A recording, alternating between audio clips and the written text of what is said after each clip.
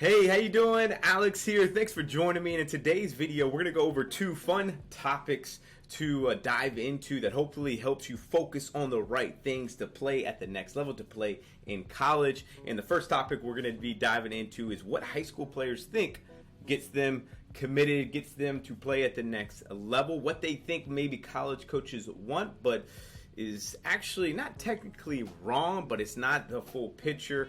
The things that they usually focus on, it's almost some of these high school athletes and sometimes even parents. And hey, I was guilty of this when I was in high school, but it's sometimes I almost thought this, that it's the end all be all, that I have to be at this certain point, I have to do these certain things. But of course, there's a lot more to the picture, as I found out when I committed and played at the next level, and then I became a college coach, recruiter, and scout. So we're going to dive in and talk about that, and of course we're going to talk about what college coaches actually want. So we're going to dive in and let's hop right into this. But before I do, if you're new to my channel, my name is Alex Swenson. I'm a former Division I college baseball coach, scout, and recruiter. I have 11 years of experience coaching in that world, and now what I do is I help talented high school baseball athletes go through my program to help them play at the next level, to help them play in college. We've had a lot of success, and I'm also here to help you just give as much information as I can doing these videos. I do a weekly video on the recruiting process as well. So if you get anything again from this video, please smash that like button, that thumbs up right down here, and subscribe to my channel so you can see these videos as well. But let's go on and dive in. Here we go. So what high school players think gets them to college. And the first one I see is rankings, right? I hear players, well, I'm ranked this, or I'm not ranked this, so I'm not going to play at the next level. So I think I got as high as like 7 in high school at Perfect Game. But there's some players that are 9s and 9.5s and things like that that are not committed to play at the next level. So there's nothing wrong with being ranked for a Perfect Game in PBR, and I get that you want to get the highest ranking that you can, but it is not the end-all be-all. And think of this: some of these rankings, they see you for one day, all right, and they see you maybe 5 to 10 swings. If you're a position player, they rank you off of 5 ground balls, and they see you run, and that's your ranking. Okay, for a lot of these. Now, of course, there's exceptions to this, and they see them a lot, but you can't just rank one player off a showcase and not any game experience, right? So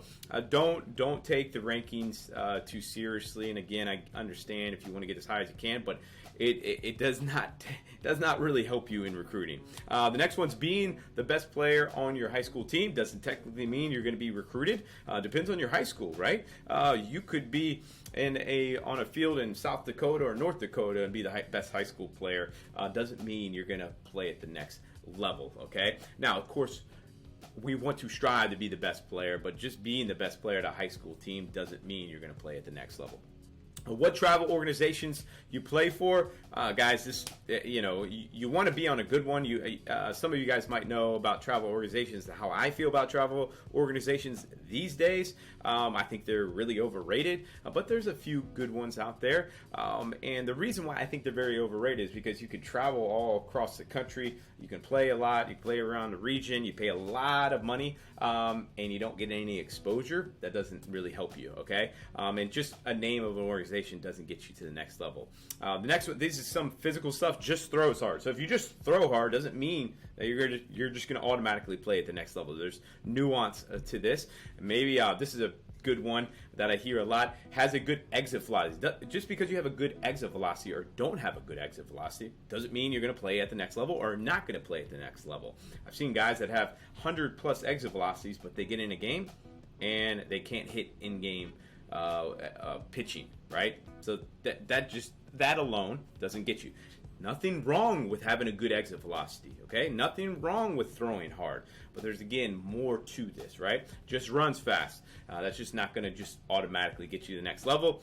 Being flashy at high school. Hey, I like guys being athletic and being making plays, but just being flashy and intentionally just being flashy to think that you're going to get to the next level, not necessarily the case, all right? And I'm doing this to hopefully help you focus on the right things. And if you're not, just because you don't throw hard doesn't mean you can't play at the next level. Just because you don't have an exit velocity doesn't mean you can play at the next level. Just because you don't run fast. We had a guy at Ole Miss run like a 7.4 at third base. And I mean, that's a 7.4, 7.5, 60. And he was, and that's above the high school average, which is around 7.4 or 7.39, somewhere around there. And was an All-American at Ole Miss. So there's things to this, and there's nuance to this. So I want you to make sure that I don't want to discourage you, but also want you to focus on the right things, and I want you to hopefully relieve some stress off of this. Now let's dive into what college coaches actually want. So they want strong skills at your position, 100%. So, you know, you guys have heard of the 5 tools, right? So that's hitting for power, that's fielding, that's running, and that's throwing.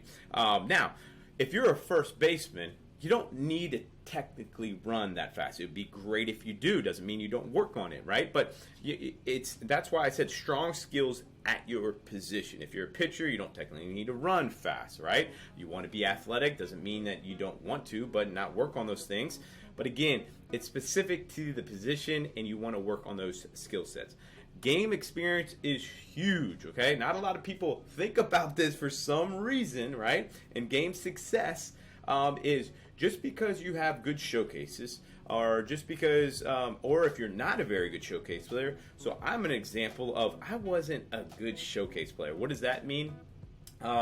Is the kind of the pro style, fielding, taking BP and running your 60, those 3 things. So no really in game. I wasn't, man, my metrics weren't like out of this world at all.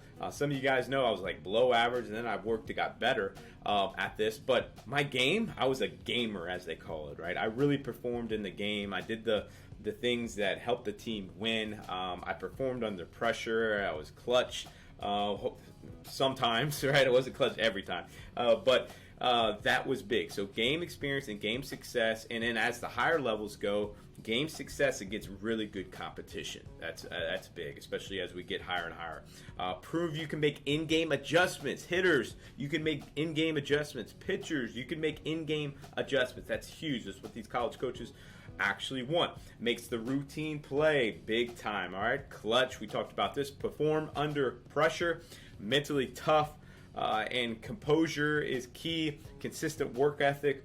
Baseball IQ, all right, understands the games, understands the situation, looks ahead, is situationally aware as they go through the game, and then, of course, it brings good energy. Guys, these coaches want good players with good energy, all right? They want to be around you. It's not only when it comes down to the bottom of it, like when decisions are going to be made about offers and things like that.